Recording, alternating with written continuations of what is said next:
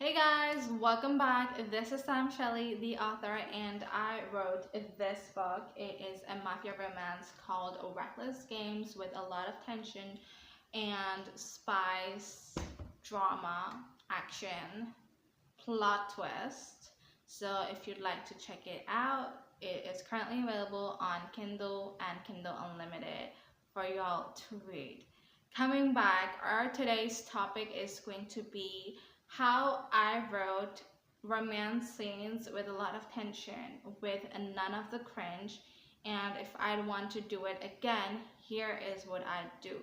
Now, a lot of writers, they end up writing romance scenes or developing them, but in the end, when you just go through it from the very first word to the last, you somehow feel there is just something incomplete. Maybe it's the pacing, maybe it just lacks tension, maybe it is cringe, maybe it's cliche. But let me tell you, with this step-by-step guide, you can actually make your cliche scenes swoon-worthy and people will immediately fall in love with your writing. So here's what you have to do. Step number 1. Put your characters close, but never close enough. And what do I exactly mean by that? I mean, make them stand or sit near each other. Maybe their hands are almost touching. Maybe they're trapped in a small space, just enough to make them aware of each other, but, well, they cannot exactly be close to each other. You know what I'm saying? Step number 2, add a reason they can't just kiss already. This is a very important step. Okay, if you want to build that tension, if you want to build that chemistry, if you want to build that angst with your characters, you need a reason to keep them close but never close enough. It's actually like a continuation of the first step. What you're going to do, you're going to see if is any one of them already taken.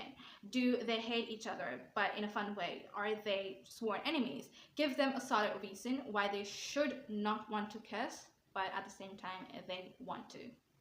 Step number 3, make them notice little things about each other.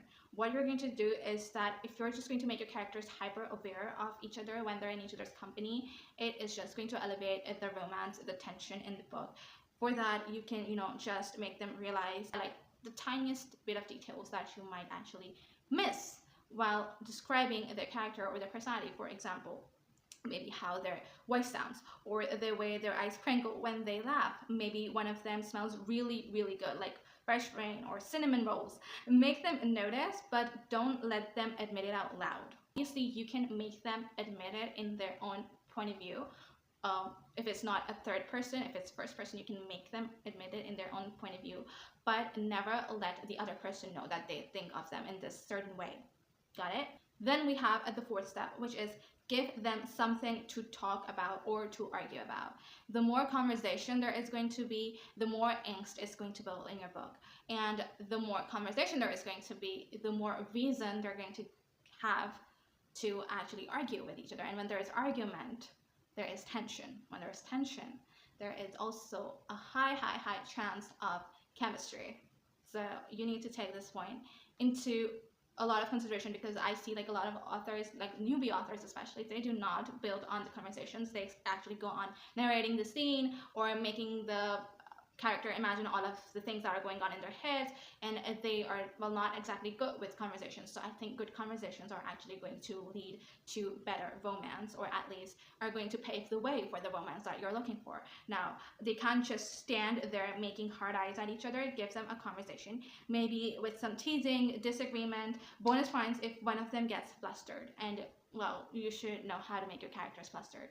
Step number 5 is actually my favorite and is very simple, works every time. Interrupt the moment. And what do I mean by that? Right when it's getting really good, just make something or someone interrupt them. It could be a loud noise, it could be some friend barging in, it could be a phone call, just something to break that sudden spell and leave them thinking, oh wait, what was that? Step number 6.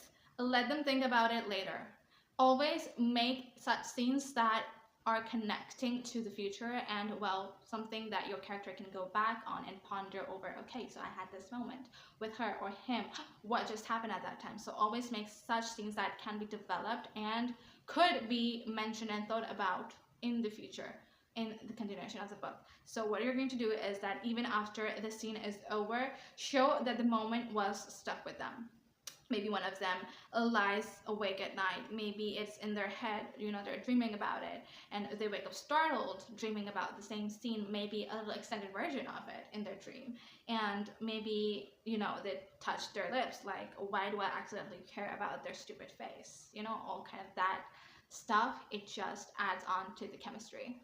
So those were the 6 steps you need to follow in order to be able to build the tension that you need for your romantic scenes and to not make them, well, cringe or cliche.